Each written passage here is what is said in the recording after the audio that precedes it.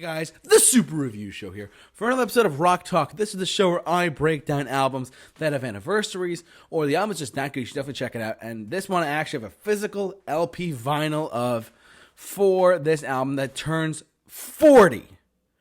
40 today, January 18th, 2023. This is the show, as the title of this video suggests. I'm talking about Bryan Adams' Cuts Like a Knife. This album turns 40 today, January 18th, 2023, because it came out in 1983. Hard to believe that 1983 is now 40 years old at this point, right? You feel old yet out there, people who listened to this album when it first came out? You feel old yet? There you go. Bryan Adams. Let me just go on my tangent for a second. Bryan Adams, I love this guy. I think he's great. His songs, some people might critique him for like saying like, oh, you know, I'm tired of him. Like he sued the industry. I don't like his content. On like, you know, he removed my video or whatever. Aside from griping and bitching about stuff like that, truthfully, the guy is great. He is a phenomenal, great player on the guitar. He is one of my favorite artists of all time. So I might be a little biased when I say this, but just generically speaking, he's a very, very, very, very, very good artist. And his new stuff is very underappreciated. I've talked about that a lot on my channel. Yes, I have. You know it if you've watched me for any period of time.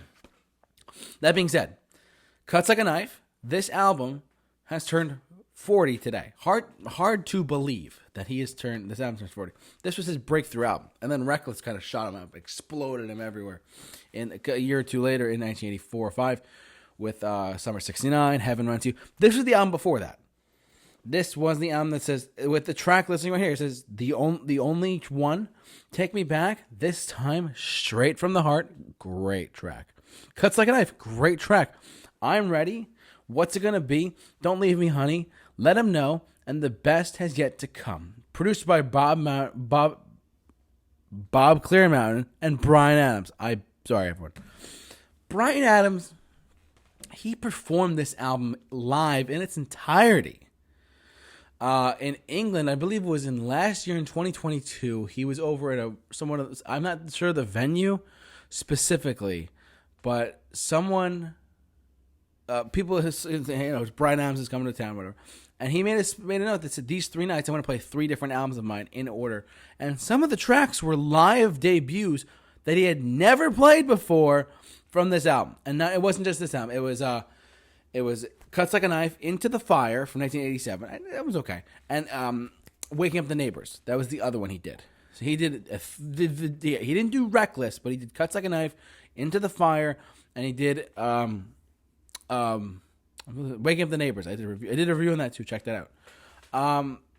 But he did an album each night, and he did this one in its entirety, and he played a lot of the songs live for the very first time ever in the existence of him as an artist, truthfully. This has the hit single Cuts Like a Knife on it and Straight from the Heart, but outside of that, the other songs in there are actually really good.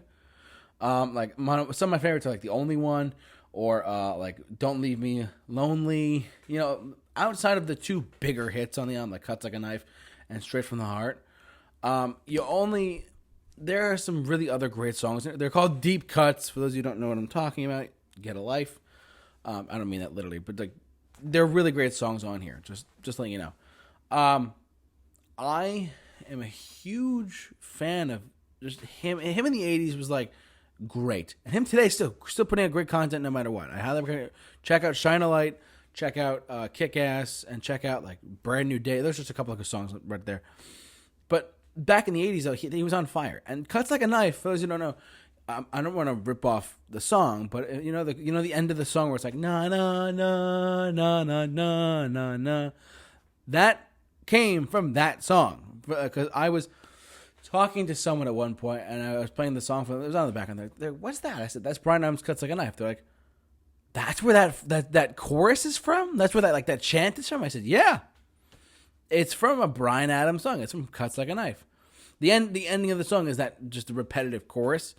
And it's there. I mean, for those of you who know the song, you know what I'm talking about. So that's where they got that chant from. Of the na na na na na na na na na na. That's where that's from. It's from this album and that song, Cuts Like a Knife. what can you say? I am a big Bryan Adams fan. I really am. He is one of my favorite singer-songwriters of all time, and this is a great testament of that. I love his work. As I said, he still puts out music pretty darn consistently, truthfully. And he really just knows how to rock hard. I saw him live in 2019. I want to see him again. I'm not sure when he'll come around or when he'll tour. When I come around. If you get that reference, good for you. But I'm not sure when he's going to tour again in the U.S. But if he does, I would love to go see him again because he was a lot of fun. Hearing his songs live, like this is the difference thing about concerts and compared to records.